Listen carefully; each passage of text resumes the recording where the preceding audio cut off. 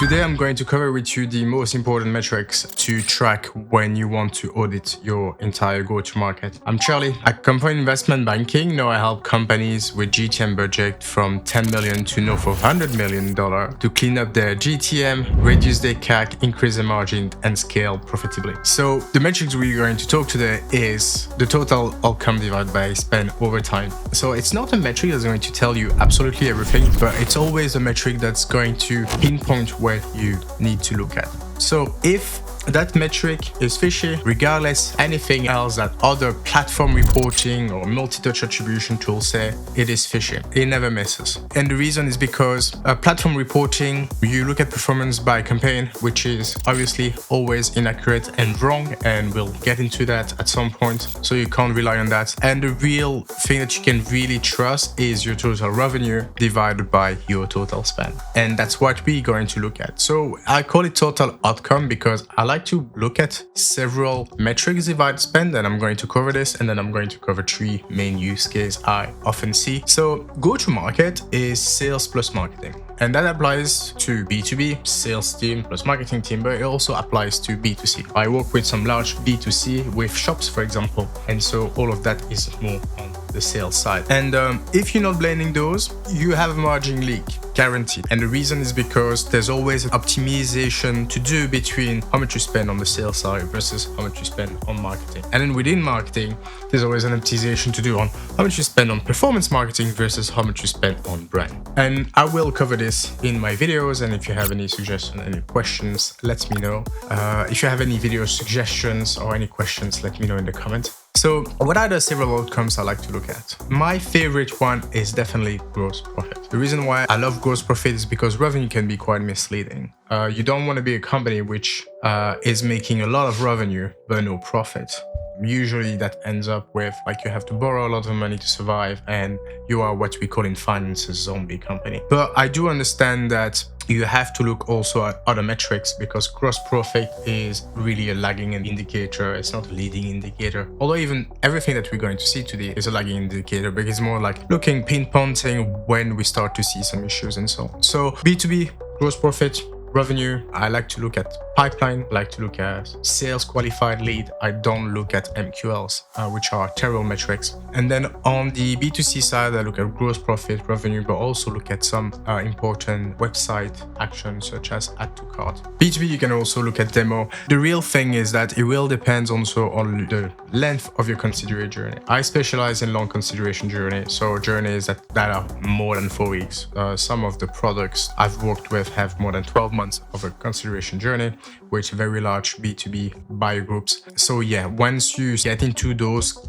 journeys, obviously the revenue is not going to be very helpful to make forward-looking optimization, but it can still help you to understand where things start to diverge. So one case I see a lot in B2B is the ROI going down year on year.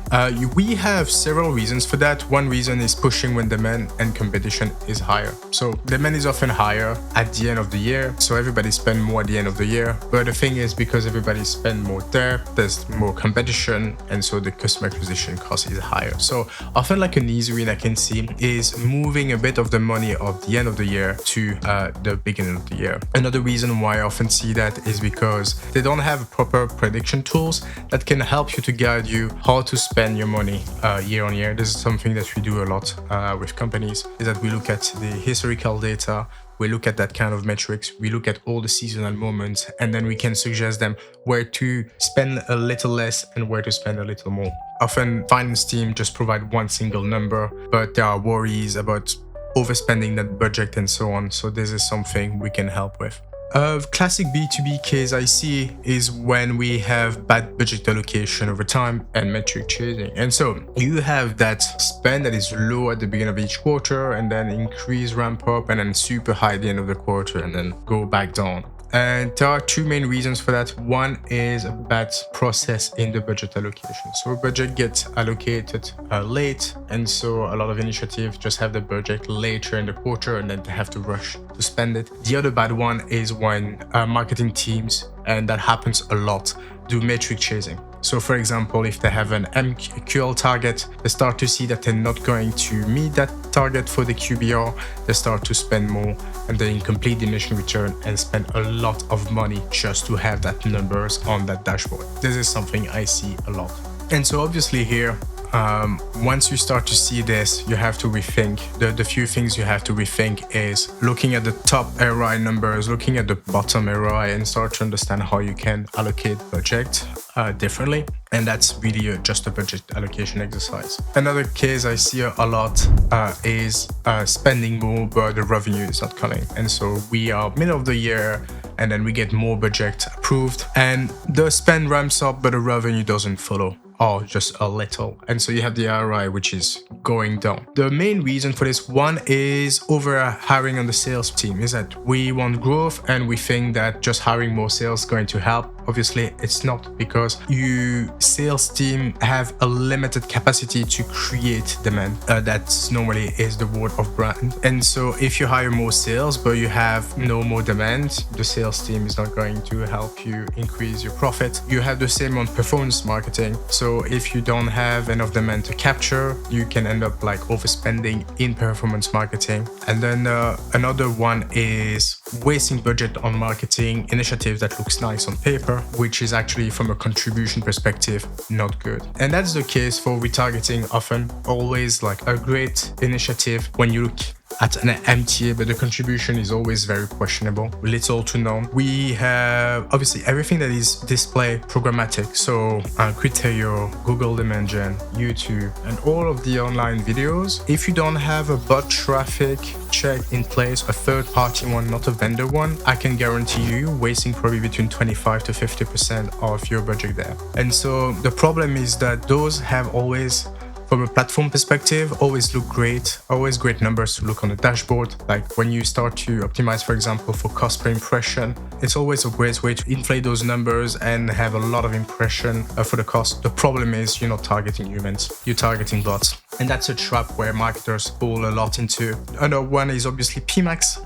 So PMax, the first thing is by default, the branded query is ticked. So that means that it would target people who are already looking for you. That is the same issue that we have with a branded search bidding, is that it has no contribution and you're just spending money. And so that obviously reduce your margin, increase your customer acquisition cost. Even if you actually untick the brand, PMax is still very much on the retargeting side. And so has the same problem than any other retargeting campaigns. Last one is affiliates. Obviously, affiliates also has a tendency to retarget people who were already willing to buy anyway. And so you're going to spend that money on them. They're always going to show great conversion rates, but that's because it's really on the bottom of the funnel. And then the buyers actually has a very high conversion to buy already. And so you're just going to waste that additional money, and which is going to increase your customer acquisition cost. The one last point I want to make is on the fact that I said, you know, the sales rep, hire more sales rep, but demand is not there, pushing performance marketing, but demand is not there. This is a slide I wanted to show to you now, is that brand is the most underused tool in a go-to-market. Brands build preference. You should never forget that 70 to 80%, depends on the report, 70 to 80% of people are going to buy something they already knew before starting the buyer journey. That means that if you're not in the mind of the buyer before the buyer start their journey, you're out. You're simply out. And also there's only 5% of people who are in market at any given time. And so what happens is that if you're just targeting current demand, you're targeting 1% of the market, because 20% are willing to change their mind and 5% are only buying. 20% of 5% is 1%. And so this is why a lot of companies end up with highly diminished return territory.